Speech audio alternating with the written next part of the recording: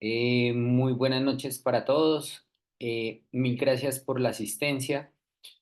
Hoy nuevamente en Noche de Trasplantes vamos a tocar un tema muy interesante, estrategias para la reducción del riesgo inmunológico en pacientes trasplantados. Para ello tengo el honor de invitar al profe Cristian Álvarez. Él es magíster en ciencias, doctor en ciencias con un entrenamiento postdoctoral en inmunología de trasplantes, profesor titular de la Facultad de Medicina de la Universidad de Antioquia y en este momento es director del Laboratorio de Inmunología de Trasplantes de la Facultad de Medicina. Nuevamente, muchas gracias a Acto por permitirnos estos espacios académicos que permiten reentrenarnos y aclarar dudas respecto a estos temas que son tan importantes en el día a día de los trasplantes de órganos en Colombia. Y un especial agradecimiento a Novartis por el apoyo para la presentación de esta charla. Profe Cristian, muchas gracias a usted por su participación y el auditorio es suyo. Cabe recordar que las preguntas que surjan en el transcurso de la charla ustedes las pueden ir haciendo en el chat y luego nosotros se las hacemos llegar al profe Cristian al final de la charla para hacer la discusión. Muchas gracias, profe Cristian.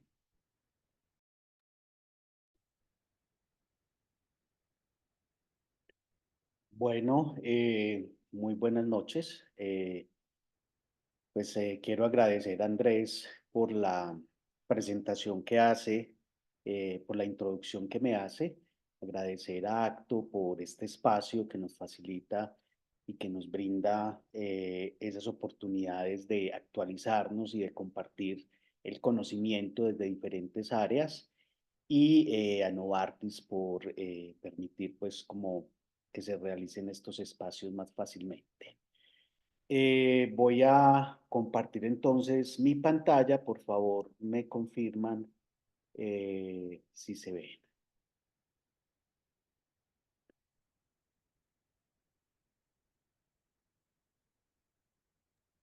Aún no, doctor.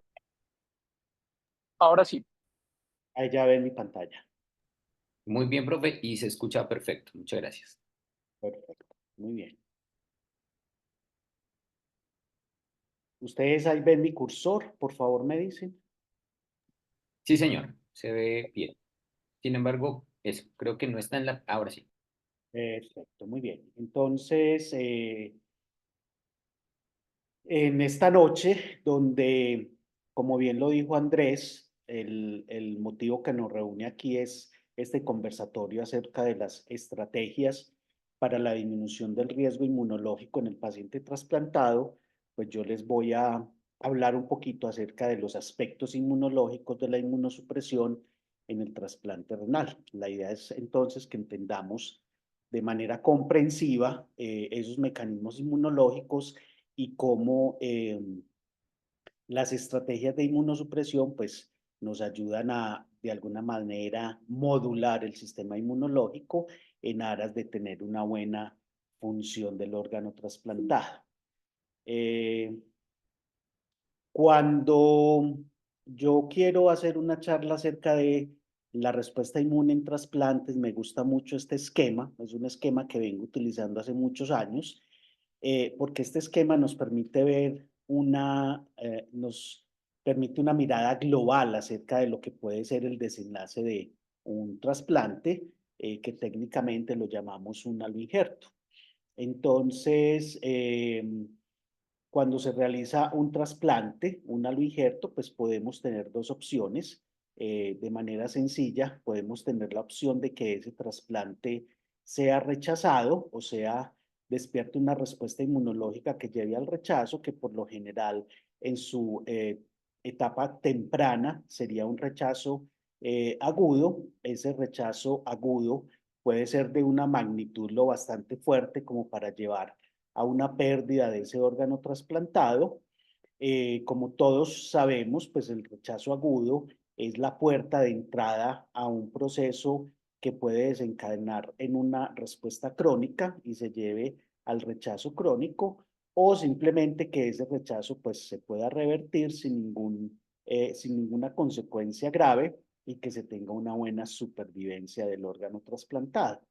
Y la otra posibilidad que tenemos es que ese órgano no vaya a ser rechazado, que no despierte una respuesta significativa del sistema inmunológico, no se rechace y que se tenga una buena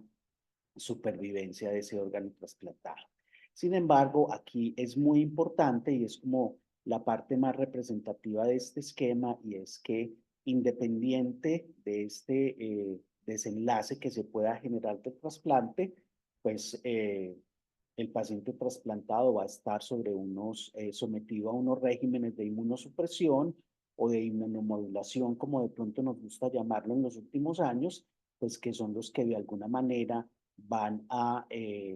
estar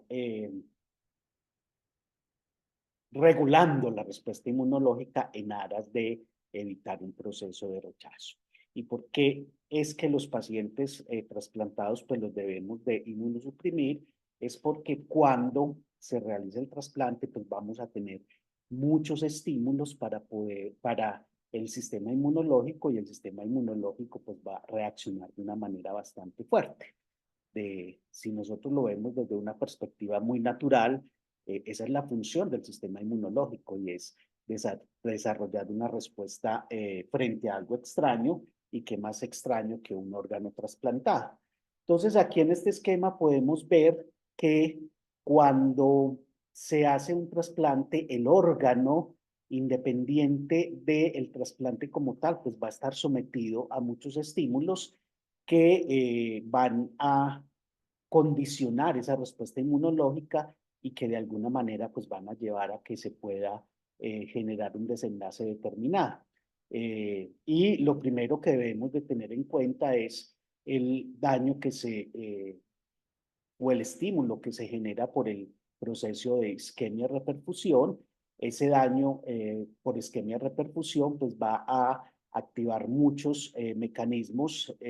intrínsecos de la respuesta inmunológica, y algunos que no lo son, pero que llevan también a hacer daño en el injerto, como son la cascada de la coagulación, la activación de el complemento y la producción de células necróticas o de células apoptóticas, que van a generar unos patrones moleculares asociados al daño, y que son los que pueden iniciar todo ese proceso en el endotelio, que va a llevar a una inflamación aguda de ese órgano que está en ese proceso de isquemia-reperfusión. De tal manera que lo que tenemos muy claro es que cuando ese órgano llega al trasplante, ya llega completamente inflamado, no solo por las células residentes que hay en ese órgano, sino también el endotelio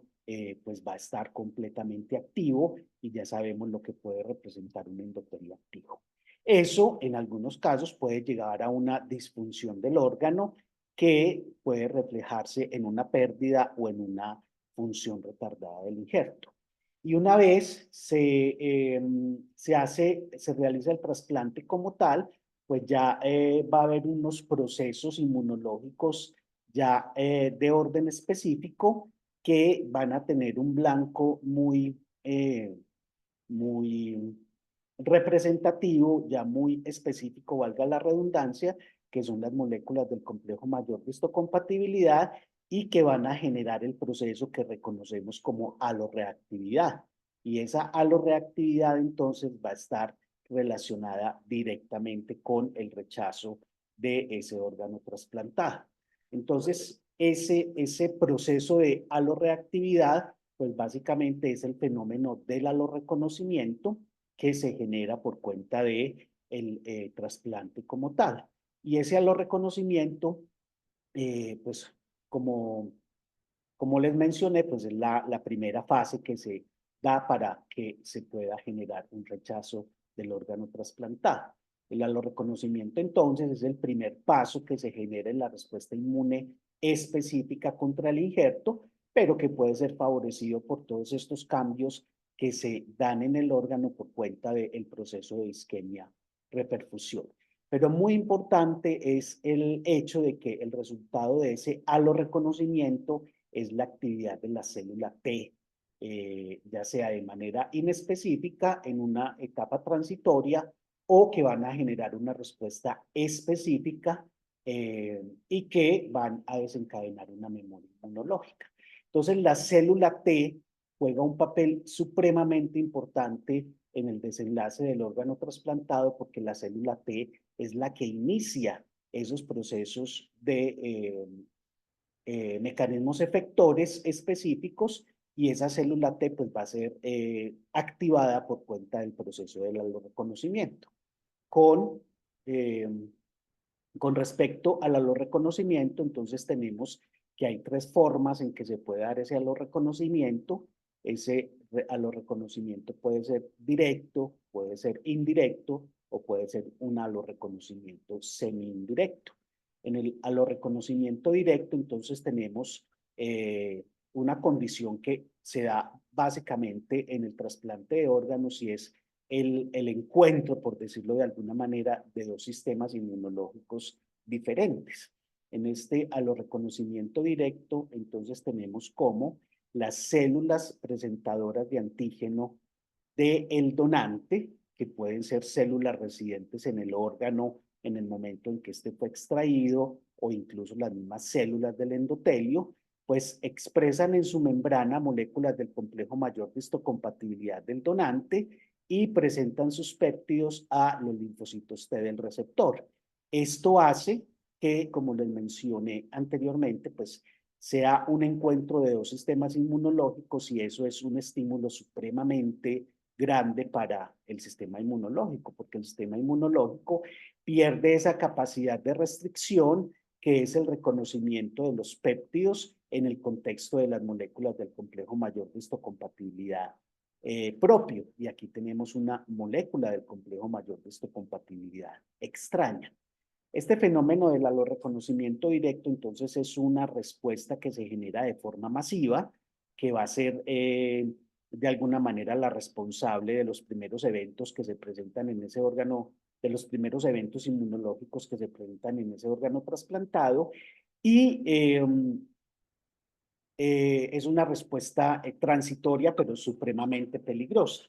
Por otro lado, tenemos el alorreconocimiento indirecto, y es una presentación de antígenos fisiológicamente normal, donde por cuenta de los procesos que se están dando en las células del donante, como la apoptosis o como la liberación de moléculas del complejo mayor de histocompatibilidad solubles, estas son captadas, los cuerpos apoptóticos de esas moléculas son captadas por la célula presentadora de antígeno del receptor, son procesadas y sus péptidos son presentados en el contexto de las moléculas del complejo mayor de histocompatibilidad del receptor a los linfocitos T del receptor, de tal manera que aquí vemos una respuesta inmune o una presentación antigénica completamente normal, donde el péptido que se está presentando es derivado de las moléculas del complejo mayor de histocompatibilidad del donante. De esta manera se activan células que van a generar una memoria inmunológica, que se van a clonar y que son las responsables de una respuesta un poco más tardía. Y tenemos el semidirecto, que es una combinación del alorreconocimiento directo y el indirecto, donde las células presentadoras de antígeno, además de hacer el procesamiento y la presentación de péptidos derivados del donante, pues pueden adquirir moléculas del donante intactas por medio de exosomas y de esa manera, pues, una misma célula presentadora de antígeno puede estar favoreciendo el reconocimiento directo y el alorreconocimiento indirecto. Y de esta manera, entonces, pues, se combinan estas dos formas de alorreconocimiento. Yo diría que, dado el estado en el que llega el órgano al momento del trasplante, esta vía semidirecta, pues, sería supremamente importante en esas respuestas que a veces son tan masivas y que incluso, pues, cursan con un rechazo mixto. Ahora, como les mencionaba anteriormente, por cuenta de esos procesos de alorreconocimiento, pues se van a activar linfocitos T. Se pueden activar tanto linfocitos TCD8, en este caso vemos aquí la célula, el linfocito TCD8, que tiene un potencial un potencial citotóxico bastante importante por cuenta de la producción de las enzimas y de las perforinas. También puede ser un inductor de apoptosis por cuenta de la vía del Fas y del Fas ligando, y de esta manera, pues, esta célula TCD8 pues va a ser una célula efectora que va a generar un daño en el endotelio bastante importante. Pero no solamente tenemos la célula TCD8 que tiene ese mecanismo efector tan importante como es la citotoxicidad o la lisis, sino que tenemos también la célula T ayudadora, que la célula T ayudadora, como ustedes bien saben, es una célula T cuya principal función es la producción de citoquinas. Esta célula T se puede diferenciar de diferentes patrones TH o diferentes patrones de producción de citoquinas, y de esa manera puede ejercer su función efectora, pero esa célula T ayudadora también tiene una función muy importante, sobre todo pues que va a ser muy deletérea para el órgano trasplantado, y es la cooperación en la activación de la célula T por medio de la presentación antigénica que puede hacer la célula B como célula presentadora de antígeno, y de esa manera pues va a favorecer que haya una diferenciación de esa célula B activa a una célula plasmática. Esa célula plasmática pues va a tener una función primordial que es la producción y secreción de anticuerpos específicos de donante. En este caso serían anticuerpos que van dirigidos contra las moléculas del complejo mayor de histocompatibilidad y que van a tener una función muy importante en la activación del complemento y en el reclutamiento de células de la respuesta inmune innata que van a potenciar esa acción de los anticuerpos. De tal manera que vemos que una vez se activa ese linfocito T por cuenta de la producción, por cuenta del alorreconocimiento, pues se empiezan a generar o a desencadenar una serie de eventos que van a llevar a un proceso inflamatorio a diferentes niveles, con diferentes mecanismos efectores, y que en última instancia son los que van a llevar a al rechazo del órgano y a la pérdida de funcionalidad de ese órgano trasplantado. Y para poder que se dé esa activación tanto del linfocito TCD4 como del linfocito TCD8, pues tenemos que entender que ese linfocito tiene que recibir unas señales por cuenta de una célula presentadora de antígeno, y esa célula presentadora de antígeno tiene la capacidad de hacer un contacto directo, un contacto físico con el linfocito T en un fenómeno que vamos a denominar la sinapsis inmunológica. Y esa sinapsis inmunológica, pues, lo que permite es la unión de muchas moléculas. Algunas las vemos aquí, las más estudiadas, las más conocidas, con sus respectivos ligandos, que lo que hacen es que se genere el reconocimiento del péptido, y que por cuenta de moléculas coestimuladoras, moléculas de adhesión, otras moléculas accesorias, pues se genere una cantidad de señalización intracelular que va a permitir la activación correcta y la activación específica de ese linfocito T. Es tan importante esa sinapsis inmunológica que pues en una revisión reciente pues se muestra que más allá de las moléculas que nosotros conocemos, hay otra gran cantidad de moléculas que podrían estar haciendo parte de esa sinapsis inmunológica, favoreciendo la activación del linfocito T, pero que todavía no sabemos cómo funcionan realmente. Dentro de ellas tenemos muchas que pertenecen a la superfamilia de las inmunoglobulinas y otras que pertenecen a la superfamilia de los receptores del TNF-alfa. De tal manera que la misma sinapsis inmunológica puede ser el inicio de la respuesta inmune que se pueda generar frente al órgano trasplantado. Y es por eso que muchas de las estrategias de inmunosupresión y de modulación de la respuesta inmunológica en el trasplante, pues se han basado en el conocimiento y en la modulación de esa sinapsis inmunológica. Una vez se da la sinapsis inmunológica, pues se van a empezar a dar una cantidad de eventos de señalización. La diapositiva es un poquito cargada porque es una diapositiva que muestra todas las posibles moléculas que se pueden estar activando en esos procesos de señalización intracelular, pero que a la final van a llevar a una traslocación de muchos factores de transcripción que van a tener como blanco la región promotora del gen de la interleuquina 2. Y de esa manera, entonces, se va a expresar o se va a secretar interleuquina 2 como consecuencia de ese proceso de señalización, y esa interleuquina 2 es el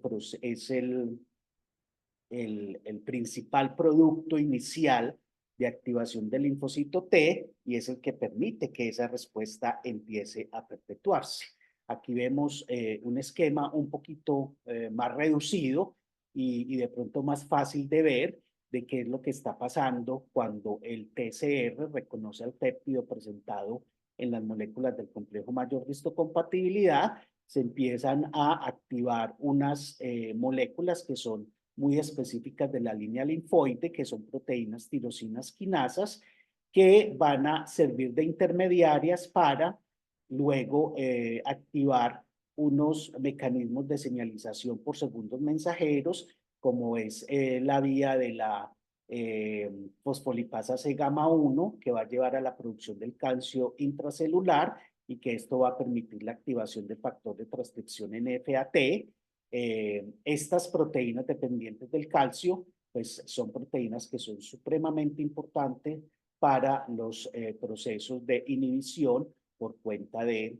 los inhibidores de calcineurina. Y de hecho, pues como todos sabemos, los inhibidores de calcineurina cambiaron la historia de la inmunosupresión y por ende la historia de los trasplantes. De tal manera que el mensaje más importante que yo les quiero dar con estos procesos de señalización intracelular es que el conocimiento de estos procesos de señalización intracelular es lo que ha permitido que hoy en día tengamos como todas esas alternativas en la modulación de la respuesta inmunológica y que han cambiado la historia del desenlace del trasplante. Siguiendo como con la cadena de eventos que les venía mencionando, pues una vez se activan los linfocitos T, en este caso los linfocitos TCD4, pues se pueden diferenciar a diferentes patrones de producción de citoquinas, dentro de cuales tenemos el TH1, el TH2, el TH17, el TH9, el TH22, el TH folicular, que ya están muy bien descritos, que tienen el microambiente que los favorece y que sabemos cuáles son las citoquinas que van a producir y por ende, pues, cuáles son los mecanismos efectores que se van a desencadenar. Pero también muy importante, esas células tienen la capacidad de diferenciarse dependiendo de un ambiente inmunorregulador a células T reguladoras que, como vamos a ver más adelante, pues son muy importantes en el desenlace del órgano trasplantado. Y por último, pues para acabar de entender esos mecanismos de efectores de la respuesta inmunológica, pues vamos a tener el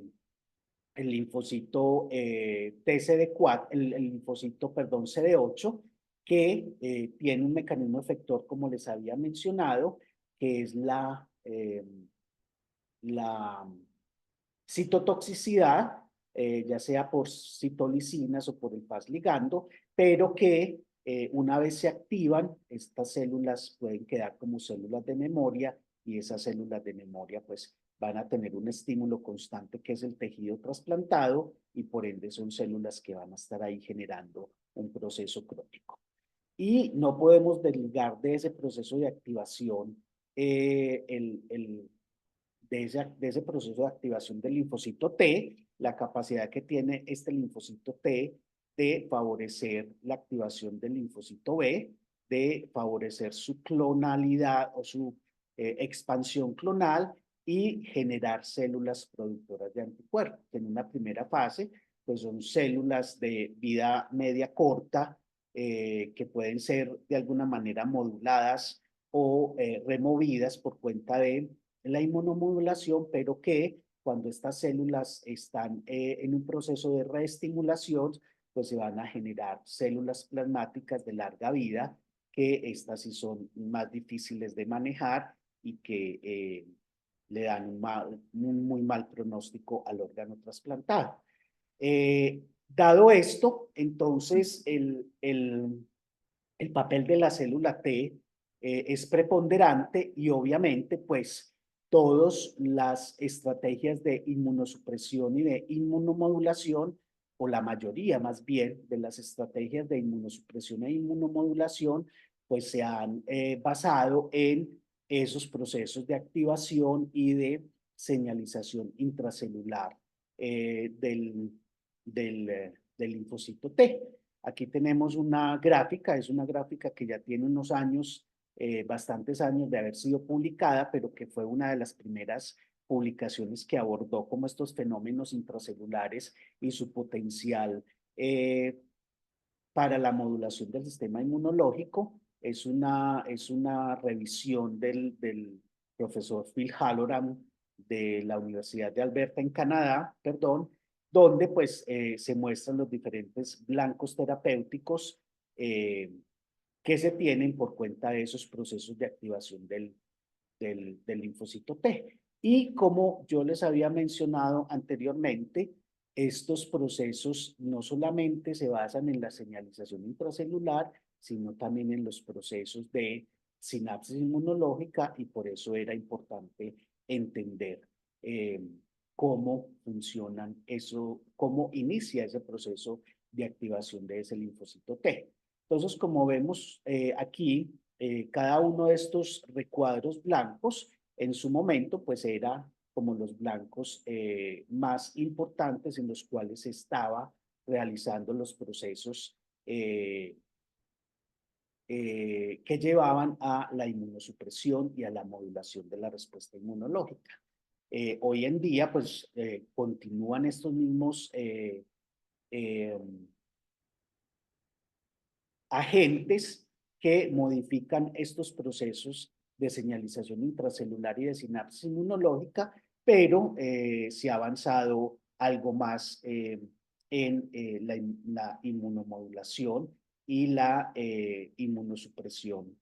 del linfocito T. De tal manera que ese linfocito T pues, juega un papel fundamental en los procesos de inmunomodulación. Pero no podemos dejar a un lado el linfocito B, a pesar de que la finalidad que se tiene con la inmunomodulación o con la modulación de la activación de ese linfocito T es evitar que ese linfocito T pues, cumpla sus mecanismos efectores o ejerza sus mecanismos efectores. Pues también tenemos que cuando el paciente que se trasplanta eh, pues hace una respuesta completa y llega a la activación del linfocito B, pues se van a generar ya unas células plasmáticas y una respuesta de memoria que es muy difícil de manejar, o aquellos pacientes que llegan ya con una respuesta preformada al trasplante, pues tienen que modularse ya con unos biológicos y con unos fármacos que ya van más dirigidos contra la célula B. Entonces aquí vemos, los diferentes blancos terapéuticos que se han sugerido para ese linfocito B y para esa célula plasmática. Incluso, pues, también se han sugerido se han estudiado y se han lanzado algunos biológicos que no actúan ni sobre la célula B ni sobre la célula plasmática, sino sobre la consecuencia final de la producción de anticuerpos, que es la activación del complemento. De tal manera que hoy en día tenemos pues una gran cantidad de estrategias farmacológicas biológicas y terapéuticas que nos ayudan a modular la respuesta inmunológica y de esta manera favorecer un buen desenlace del órgano trasplantado. Sin embargo, es importante entender que, pues, para poder manejar una información tan grande y tan valiosa como es esto, pues hay que entender todos los procesos de activación del linfocito T. Hablando ya más sobre la inmunosupresión y la inmunomodulación, pues aquí les muestro una línea del tiempo donde se destacan los principales hitos en el campo de la inmunosupresión. Tenemos pues cosas tan importantes como la introducción de la ciclosporina como un fármaco importante que cambió la historia del trasplante, y el último granito pues que se ha generado en la modulación y en la inmunosupresión, pues fue la introducción ya terapéutica del everolimus en el 2010, y que pues ha permitido combinar estas estrategias de inmunosupresión, favoreciendo no solamente la supervivencia del órgano trasplantado, sino las diferentes funciones que se cumplen por cuenta de ese órgano trasplantado y la toxicidad generada por los diferentes fármacos. Aquí vemos una tabla donde básicamente vemos estrategias de inmunosupresión que se han implementado en los últimos años. La primera de ellas es la, la utilización de los protocolos de inducción para la prevención del rechazo agudo. Estos protocolos de inducción pues van a tener unas indicaciones dependiendo del tipo de fármaco de anticuerpo que se utilice y dependiendo también del riesgo inmunológico del paciente. Esto es supremamente importante porque la estratificación del riesgo inmunológico del paciente que está en lista de espera, pues es el que permite que los clínicos tomen las decisiones adecuadas en el manejo y en la decisión de los diferentes protocolos de inmunosupresión, ya sea de inducción o de mantenimiento. Entonces vemos aquí como hay algunos que se recomiendan dependiendo de si el paciente es de alto o bajo riesgo inmunológico, si son pacientes que han suspendido, que se les debe suspender o que han suspendido por alguna manera, por alguna razón, los inhibidores de calcineurina. Por ejemplo, aquí tenemos el rituximab que se recomienda para pacientes altamente sensibilizados o pacientes en los cuales se hace trasplante AB incompatible, de tal manera que esas estrategias de inmunomodulación pues empiezan con ese primer paso que hay que dar a veces antes de iniciar el trasplante o en el momento en que se hace el trasplante, y es la terapia de inducción. Sin embargo, con estos protocolos de inducción siempre hay una pregunta que queda en el aire, y es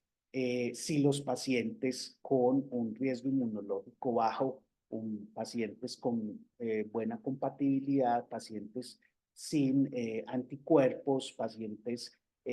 sin comorbilidades, pues realmente necesitan o no esos protocolos de inducción. Aquí vemos unas gráficas del CTS, del Estudio Colaborativo de Trasplante en la Universidad de Heidelberg en Alemania, donde se hacen pues unos análisis retrospectivos. Aquí tenemos un análisis que se hizo entre el 2008 y el 2022, con unos números bastante robustos que le dan mucho poder a los resultados, y es qué pasa con la supervivencia del injerto a los 3 años, de acuerdo a la utilización de los diferentes protocolos de inducción. Aquí tenemos el ATG y los receptores, los anticuerpos contra los receptores de la interleuquina 2, y vemos como, por ejemplo, en pacientes de bajo riesgo inmunológico, pues les va mejor a aquellos pacientes que no reciben inducción comparado con los que reciben estos dos tipos de inducción. Pero el panorama es completamente distinto en los pacientes sensibilizados, incluso pues con no muy alta sensibilización, pacientes que tienen un PRA, en este caso mayor del 5%, vemos cómo las curvas cambian completamente. Se me activó aquí una ventana. Las curvas cambian completamente y, discúlpenme nuevamente,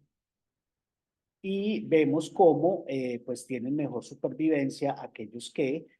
tuvieron un protocolo de inducción comparado con aquellos que no recibieron ninguna inducción, ¿sí? Y pues en los pacientes con retrasplante es bastante llamativo porque la situación pues es muy similar. Vemos que en aquellos retrasplantes no sensibilizados pues hay una ligera diferencia con los que no reciben anticuerpos a los que reciben los anticuerpos contra el receptor de la interleuquina 2, más no con el ATG, pero con los pacientes sensibilizados es una respuesta completamente diferencial. De todas maneras, entonces yo creo que vale la pena aquí resaltar la diferencia entre el paciente sin riesgo inmunológico al paciente con un riesgo inmunológico determinado antes del trasplante.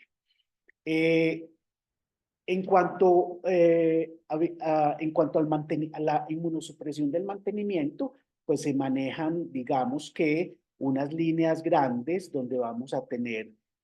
como parte del protocolo de mantenimiento los inhibidores de la calcineurina, dentro de los cuales pues los más utilizados son la ciclosporina y el tacrolimus. Tenemos los esteroides que ya sabemos pues su potente función antiinflamatoria. Tenemos los que inhiben o los que son los inhibidores del mTOR, que son la última generación de inmunosupresores de mantenimiento que se han utilizado como medidas de mantenimiento. En este caso, el sirolimus y el everolimus son los dos grandes agentes que se están utilizando en este campo, y tenemos los inhibidores de la síntesis de nucleótidos, como son los derivados del ácido micofenólico y la azacloprina, que aunque parezca increíble, pues todavía se utiliza en algunos casos. Esta terapia de mantenimiento, pues es la terapia estándar en todo el mundo, donde se utilizan diferentes fármacos, pero que tienen la misma función, y el mantenimiento o estas terapias de mantenimiento pues han permitido hoy en día, con la variedad de fármacos que se utilizan, pues ir haciendo transiciones dado los diferentes problemas que se han encontrado con los inmunosupresores. Entonces uno de los protocolos que ha tomado mucho auge en los últimos tiempos, pues es la minimización de los inhibidores de la calcineurina. Aquí les muestro pues algunos de los estudios más importantes, donde vemos que unas cohortes donde se describen los diferentes protocolos que se utilizan para lograr ese objetivo de minimizar los inhibidores de la calcineurina, dada pues la contraindicación que tienen algunas veces estos fármacos por cuenta de la toxicidad en el riñón, y vemos cómo pues hay algunos que se han utilizado para reemplazar esos inhibidores de calcineurina, dentro de los cuales encontramos los inhibidores del mTOR, como son el sirolimus y el everolimus, y logrando pues una supervivencia del injerto bastante buena y unas funciones del órgano bastante aceptables, y dentro de lo que se espera en un paciente trasplantado, pues creo que hay una ganancia bastante importante. Por otro lado, también hay otra gran estrategia que se ha implementado en los últimos años, y es la conversión a los inhibidores del mTOR. Más adelante vamos a ver por qué ese proceso de conversión a los inhibidores del mTOR.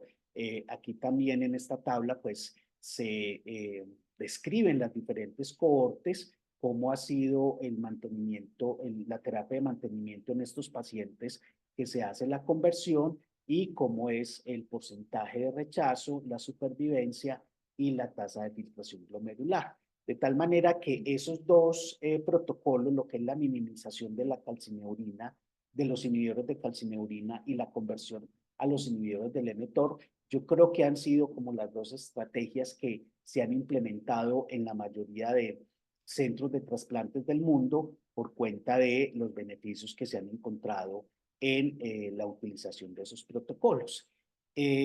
No podemos olvidar que eh,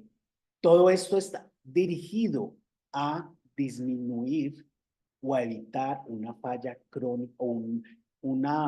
un daño crónico en el aloinjerto que tiene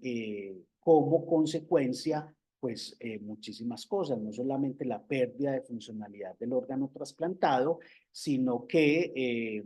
pueden haber enfermedad glomerular recurrente o de novo, puede haber hipertensión, puede haber toxicidad por calcineurínicos, pueden haber infecciones por cuenta de la inmunosupresión, puede haber dislipidemia y obviamente pues el rechazo mediado por anticuerpos que puede llevar a una pérdida de funcionalidad de ese órgano trasplantado. Aquí tenemos una diapositiva pues bastante marcada, pero yo creo que lo más importante de resaltar de esta diapositiva tan cargada es la necesidad de tener un diagnóstico específico, ¿sí? Para poder hacer una detección temprana, una prevención y en el caso de que se tenga un rechazo mediado por anticuerpo, que yo creo que es la primera, la, el reto más grande que tienen los clínicos cuando se enfrentan a un paciente trasplantado, pues las estrategias que se tienen para evitar la pérdida del órgano trasplantado por cuenta de ese rechazo mediado por anticuerpos, de tal manera que la inmunosupresión, pues aquí va a jugar un papel muy importante y obviamente pues todas las herramientas diagnósticas que podemos tener por cuenta de el conocimiento que se ha generado a partir de la disección de la respuesta inmunológica. Teniendo en cuenta, pues, una de las principales estrategias que mencioné anteriormente, que es la conversión a los inhibidores del mTOR, me llamó la atención este artículo donde se describe la eficacia y la seguridad del everolimus en los diferentes trasplantes de órganos sólidos en pacientes adultos. Y aquí, pues no voy a entrar en detalle de los diferentes estudios que se han realizado, sino que me llamó la atención es esta gráfica donde se resaltan las bondades que se pueden tener por cuenta de esta conversión en los diferentes tipos de trasplante. Tenemos entonces aquí el trasplante renal, tenemos aquí el trasplante de corazón, tenemos el trasplante de hígado, tenemos el trasplante de pulmón y vemos que el comportamiento de este protocolo de conversión pues es bastante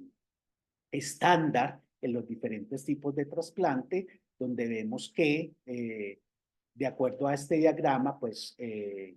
lo que se puede o lo que se ha encontrado con este tipo de conversión es la eficacia contra el rechazo, la preservación de la función renal es muy importante. Hay algunos efectos negativos como la proteinuria, la estomatitis, la hiperlipidemia, pero creo que aquí una de las cosas que más se resalta son estas dos variables, la eficacia antirrechazo y la preservación de la función renal. Aquí solamente por mostrarles, es una tabla también muy densa, pero simplemente para mostrarles los diferentes estudios representativos que se han diseñado en el mundo y que han permitido pues como lograr estos protocolos de transición y de conversión de una manera eficaz y segura, ¿sí? De tal manera que en este estudio o en este artículo que se publica, pues llegan a, a resaltar la capacidad o la eficacia antirrechazo que tiene esta conversión a everolimus, pues la capacidad que tiene de mantener una función clínica significante y a largo plazo, la alternativa que representa este protocolo de conversión en los diferentes sistemas de salud, teniendo en cuenta pues como todas las bondades que tiene, y pues también el hecho de que se convierte en una herramienta muy útil cuando las diferentes terapias de inmunosupresión, pues por alguna circunstancia fallan o tienen dificultades. Este artículo también me llamó mucho la atención, es un artículo en trasplante de hígado donde se evalúa la capacidad que tiene este protocolo de conversión en la capacidad de generar o de facilitar la, la, la inducción de células T reguladoras, como sabemos, pues son muy importantes en la inducción de tolerancia y se observa pues tanto a los 3 meses como a los 6 meses de hacer la conversión con everolimus, como hay un aumento en el porcentaje de células T reguladoras y en el número absoluto de estas células T reguladoras. De tal manera que, como vemos, pues la conversión a estos protocolos de conversión a los inhibidores de mTOR pues han representado una estrategia bastante interesante, dada también su capacidad de generar un efecto tolerogénico en los pacientes trasplantados. Por último, pues quiero mostrarles algunas estrategias que se han publicado en los últimos años como nuevas drogas inmunosupresoras, donde las moléculas, digamos, blanco de estas estrategias, pues son otras moléculas diferentes a las tradicionales, pero que de alguna manera también están muy comprometidas con ese daño inicial que se genera en el proceso de isquemia reperfusión. Aquí vemos también otra revisión de encontramos pues como estas diferentes alternativas que tenemos hoy en día para pacientes en los cuales se salen de la normalidad y en los cuales necesitamos estrategias diferenciales y terminar para decir pues que a lo que se le está apostando hoy en día, adicional a todo lo que tenemos, pues es a las terapias celulares como una alternativa ex vivo para generar mecanismos de regulación y mecanismos tolerogénicos que lleven a la aceptación de ese órgano trasplantado y a la inducción y mantenimiento de una tolerancia específica del donante. Entonces nos queda pues esta gran pregunta y es tolerancia versus inmunosupresión. Yo creo que no tenemos que irnos por un extremo, sino entender que esa tolerancia puede ser de alguna manera favorecida por la inmunosupresión, por la inmunomodulación, cuando tenemos pues como un espectro de lo que puede estar sucediendo en el trasplante renal. Muchas gracias. Quedo atento a las preguntas que puedan tener. Profe, muchas gracias a usted. Como siempre, una explicación bastante clara de un tema que a veces puede llegar a ser un poco difícil de entender. Em, yo le tengo una pregunta. ¿Cómo cree usted que el esquema inmunosupresor actual, una etapa de inducción y una etapa luego de mantenimiento, en pro de mantener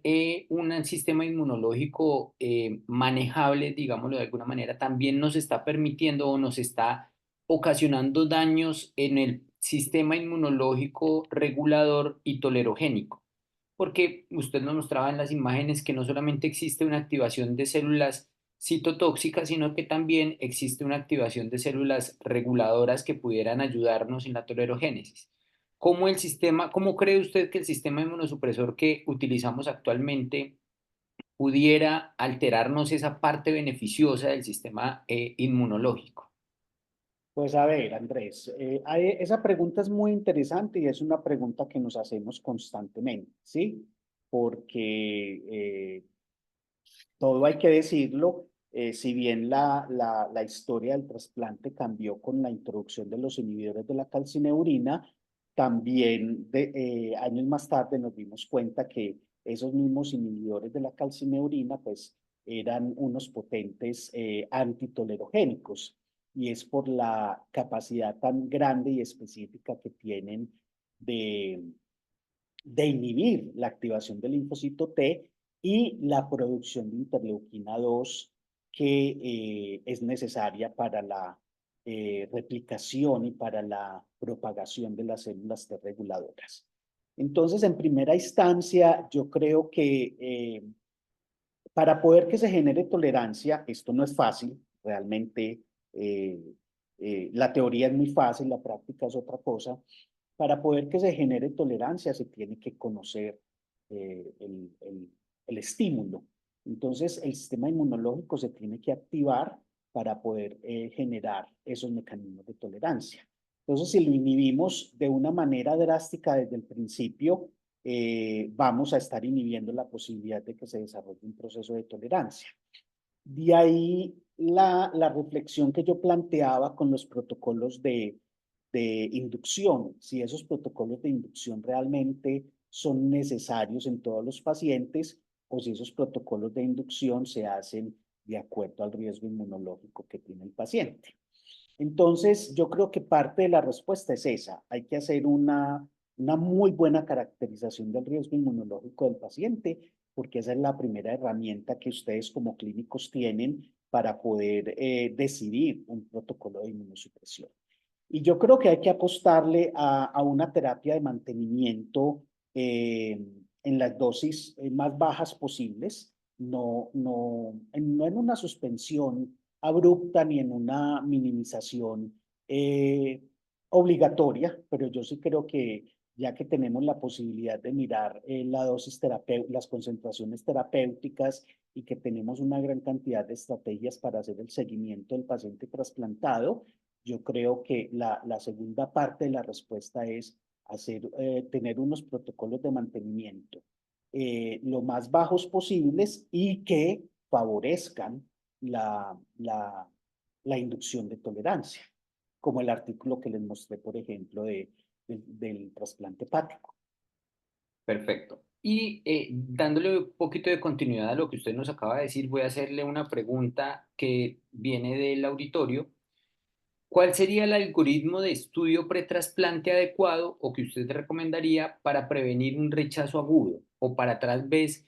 entiendo, sería cómo estudiar y podríamos estudiar a los pacientes pretrasplante para que pudiéramos saber de manera temprana el riesgo inmunológico con el fin de el manejo inmunosupresor darlo en su justa medida. Bueno, a ver, la pregunta no es fácil de responder porque no existe una fórmula secreta para eso, ¿sí? Pero yo sí creo que el conocimiento del proceso eh, que hay pretrasplante es muy importante. Primero, yo creo que es muy claro para todos que se tiene que hacer un estudio del paciente donde se debe determinar la presencia de anticuerpos anti-HLA, independiente de si estos son donante específico o no, porque eso no se sabe sino hasta el momento del trasplante. Entonces yo creo que el paciente debe de tener una caracterización inmunológica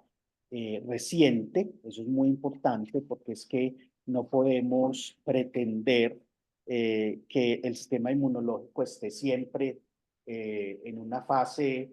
plana, sino que el sistema inmunológico está constantemente variando. Entonces, el hecho de que tengamos el paciente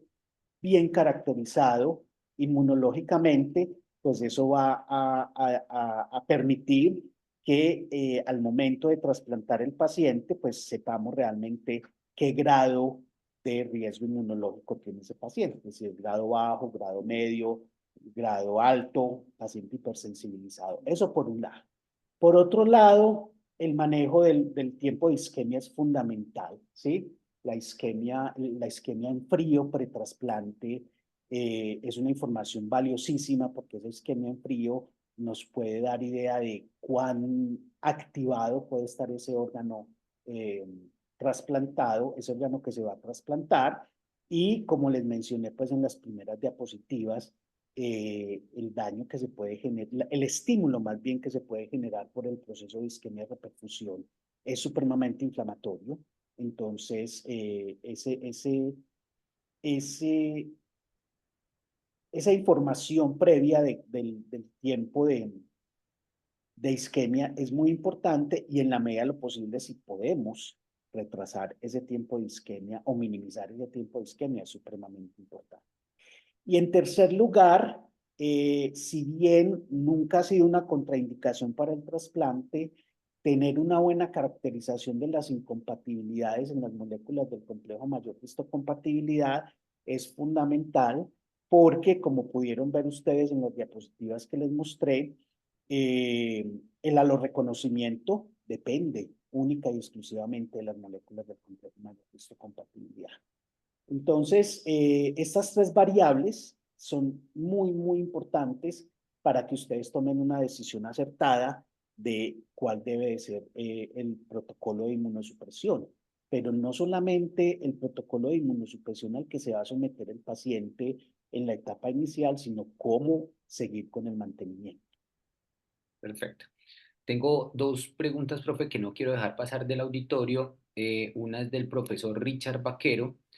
Excelente conferencia, saludos al profe Cristian. ¿Cuál es la manera ideal de hacer el seguimiento inmunológico en los pacientes trasplantados? Bueno,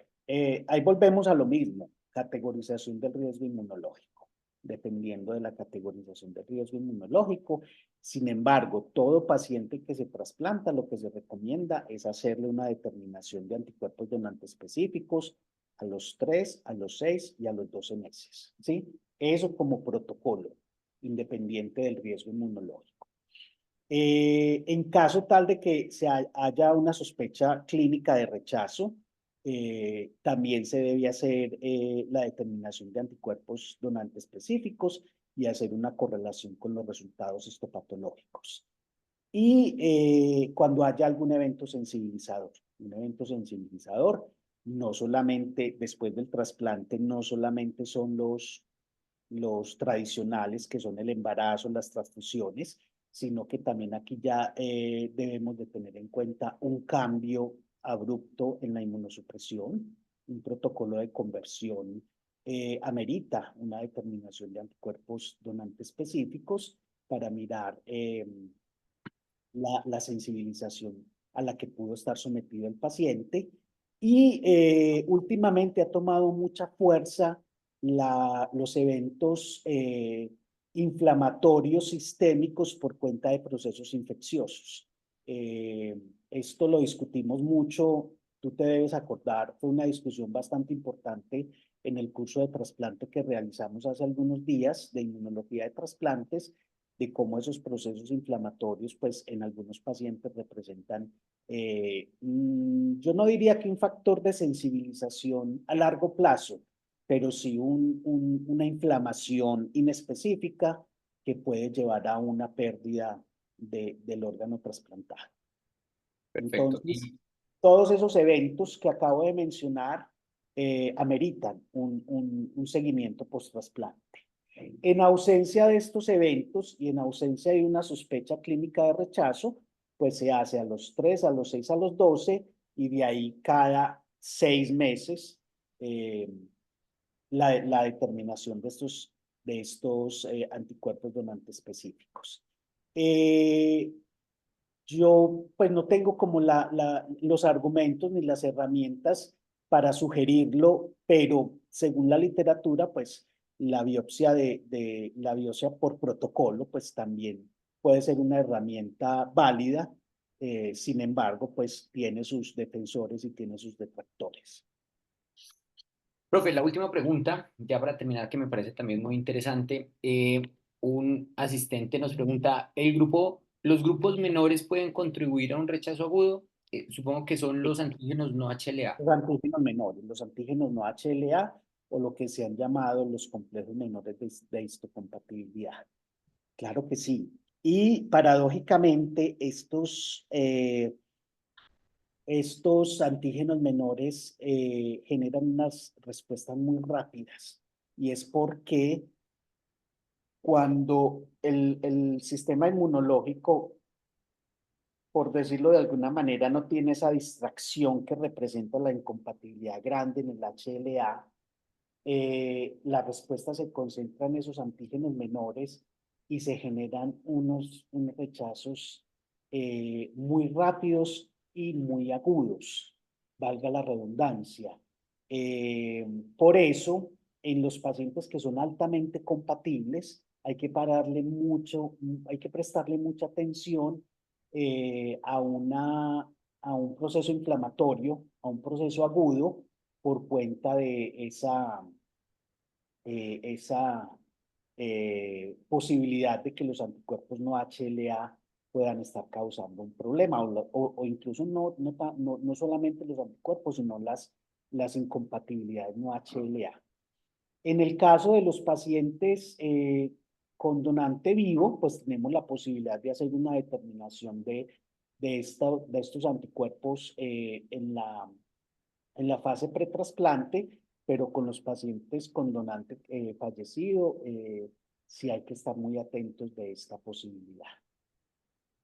Perfecto, profe. Ya son las 8, nos quedaron un par de preguntas en la mesa. Luego se las haremos llegar para que usted nos retroalimente las respuestas. Nuevamente agradecerle